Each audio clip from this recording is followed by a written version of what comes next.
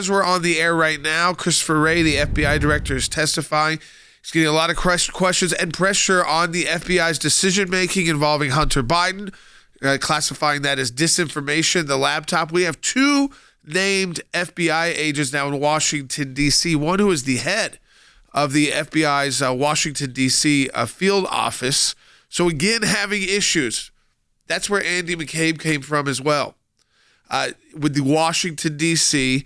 overly politicized FBI, which is a separate office from the main headquarters of the FBI in Washington, D.C., but it's the one that works most closely. I want to play this from Senator Grassley because he kind of introed the meeting. They're not just asking questions. They have FBI officials coming to their office saying, we're being purged, is the word used. We're being purged out of the FBI, conservatives out of the FBI. Take a listen to Senator Grassley as this hearing opened today.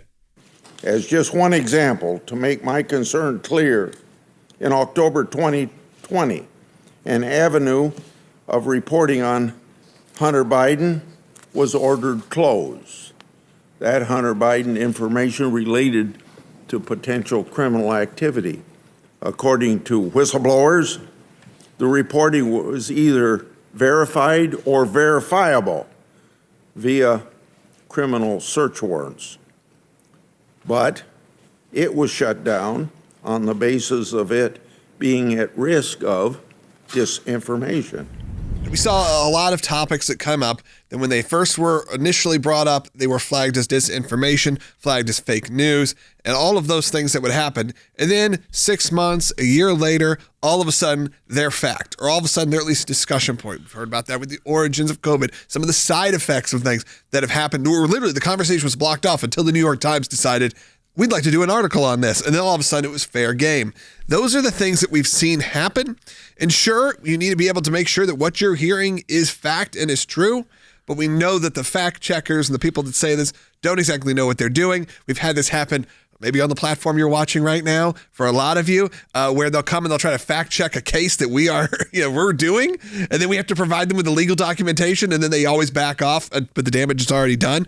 This is what happens with not just the news, not just with what's happening in Washington, but the world around us right now, where this idea of dis and misinformation kind of permeates culture, and it permeates now, obviously, Capitol Hill. The idea that your politics would even come into discussion or at play is inappropriate for the FBI. The fact that they're saying we're purging out conservatives, they shouldn't even be, it shouldn't matter anybody's politics there. They should be trusted law enforcement agents, especially at the federal level. Absolutely correct. Absolutely correct. Look, the law enforcement agents at the FBI that I worked with in the U.S. Attorney's Office were the finest group of law enforcement agencies. And I must also say, those that I worked with 20 years ago, whenever it was with the IRS were. That's not the case now. The politicization of these departments has permeated them. You now ask their political views. You ask whether they're liberals or conservatives, what they think of this, that, and the other, instead of looking at the statutes and deciding whether a crime has been committed under Title 18 or Title 26, depending on where you are. That is not the case anymore. The conservative or liberal viewpoint of an agent should have nothing to do with that agent, woman or man, investigating a criminal case, whatever that criminal case should be. Unfortunately, I see that happening continuously. It is no longer the case, Jordan. It is getting worse because this is not a joke.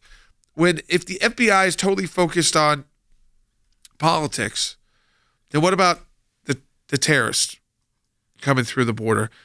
Senator Hawley, again, about the number of people on the terror watch list in the last fiscal year that they know. These are people they know have come through the border illegally. Take a listen. A whistleblower has now come forward to Senator Johnson and myself and alleged that the situation is actually far graver than that. According to this whistleblower's allegations, there are 324 individuals who are evacuated from Afghanistan and allowed to enter the United States despite appearing on DOD's biometrically enabled watch list. This is a watch list that identifies folks whose biometrics have been collected and determined to be threats or potential threats to national security, including known suspected terrorists.